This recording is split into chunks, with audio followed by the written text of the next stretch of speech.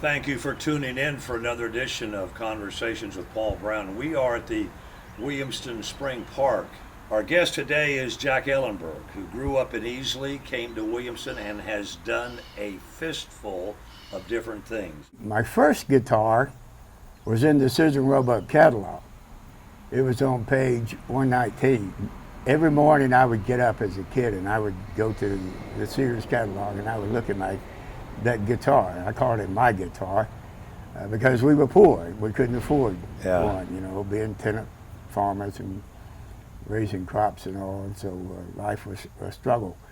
But anyhow, my mother saw how anxious I was to want to have a guitar.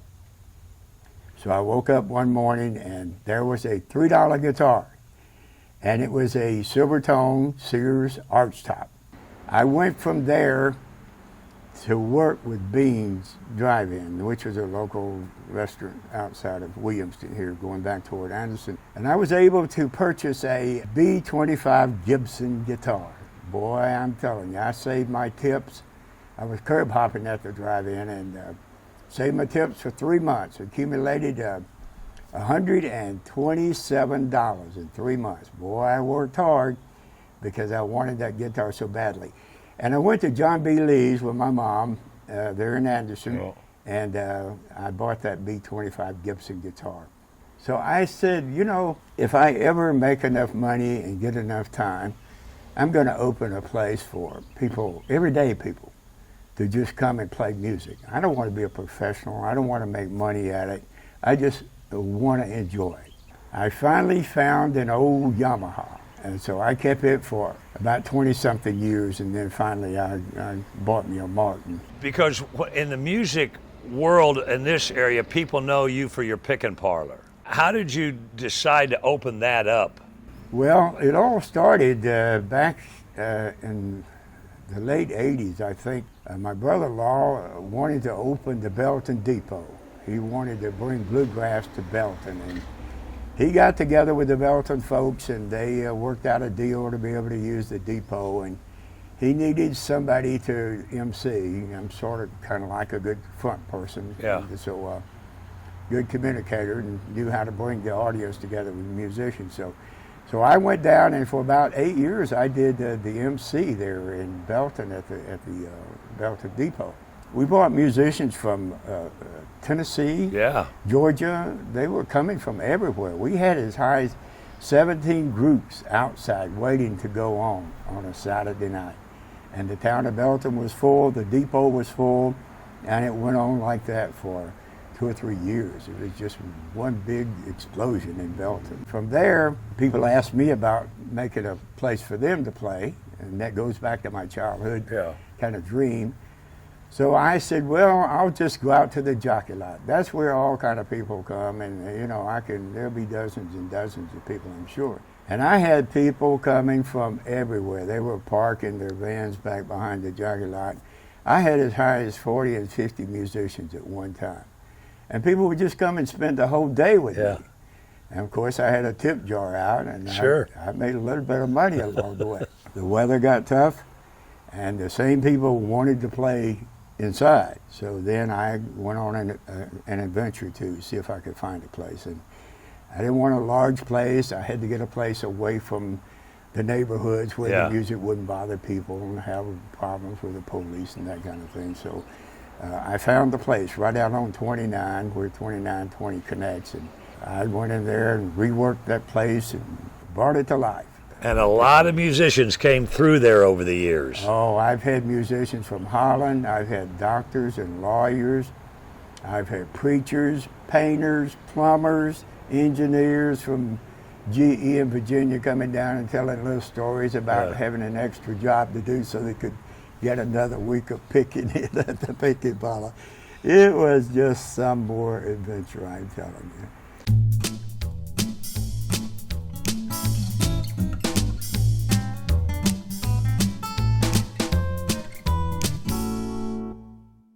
After you got out of the military, the jobs that you had, real briefly, what did they entail? Then where did you finally retire from?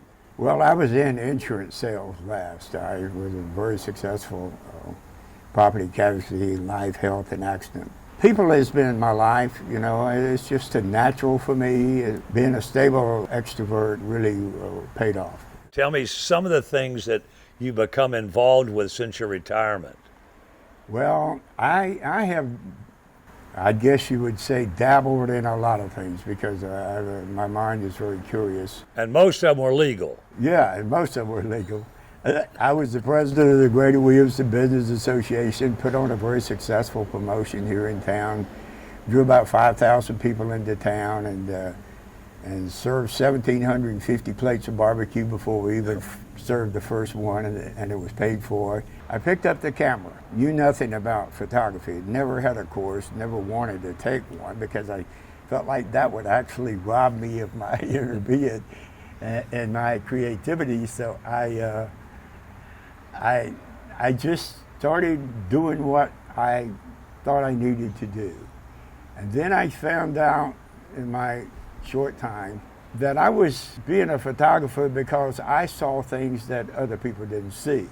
But once I saw it, then they got to see it. Yeah. So that's how I base what I do on all these Facebook pages that I mess with now. I'm from Williamston Facebook page, which is very successful.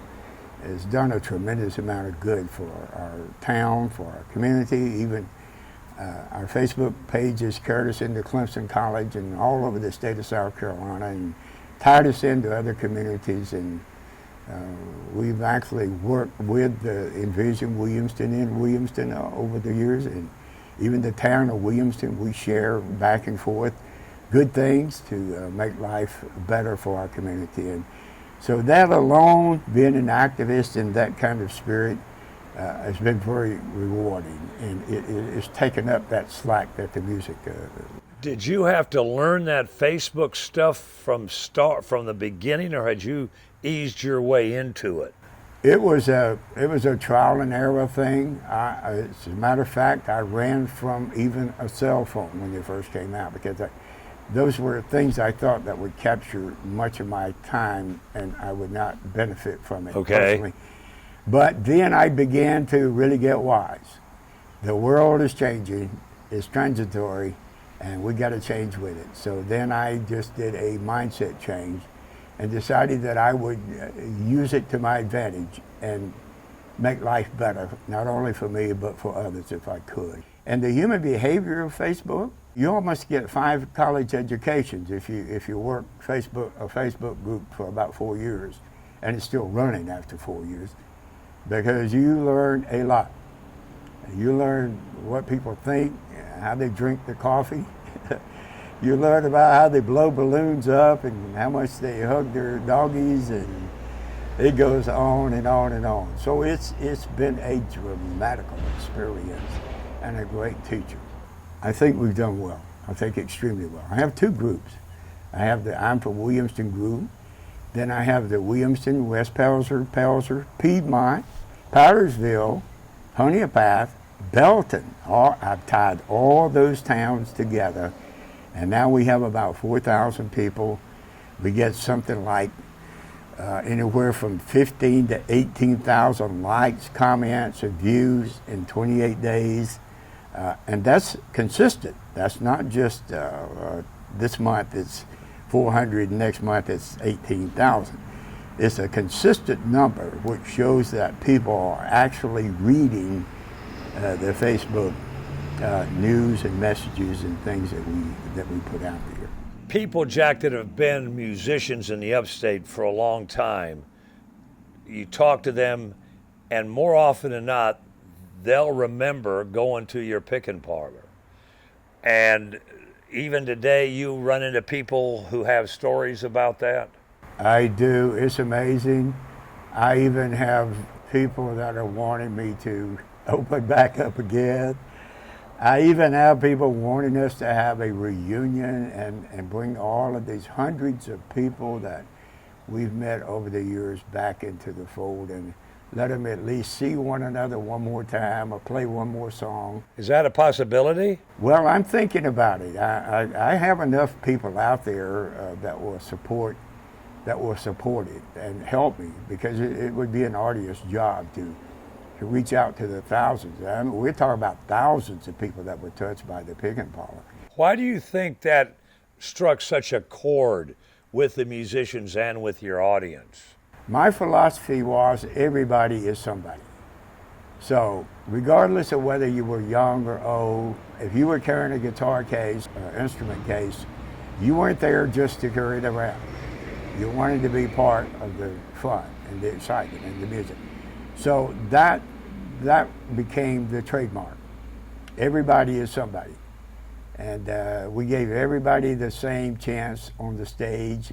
What we would do is we would take and run a core group and run the music like it should be run, very professional. And then people would sit and learn, and then they would come up out of the audience and become part of that core group. It's amazing. And they would be able to play 2 songs that they had learned, which had become an incentive for them to learn. So we were actually teaching how to do stage show, and then we even had groups that formed out of that, and even had children, 36 children, I think it was, I counted at one time, that were out in the world playing music, all because of the Pickin Parlor. What was the feeling when the time came that you got the sense that maybe it's run its course and we need to close her down? Well, as being an optimist, I thought maybe there was something better, or there was another direction that might even supersede and become better than the Pickin Parlor itself, at least a service that I could provide, as a leader of working in the bluegrass world, in the bluegrass circuit. But then I saw that other places were doing pretty well, and they were trying to get started, so I was supportive of that, because I didn't want to rob anybody else of an opportunity. The first 2 years I opened on Saturday, and we had a packed house, and then other places started opening on Saturday, so I didn't want to become competitive. But also I wanted to run a group, and I had a group that played all the way from Atlanta to Roanoke, Virginia, and I couldn't do that opening the Pickin Parlor on the weekends because that was the time to play the music. But when it comes right down to it, you probably had as much to do with bringing bluegrass to the upstate, to our area, as anybody.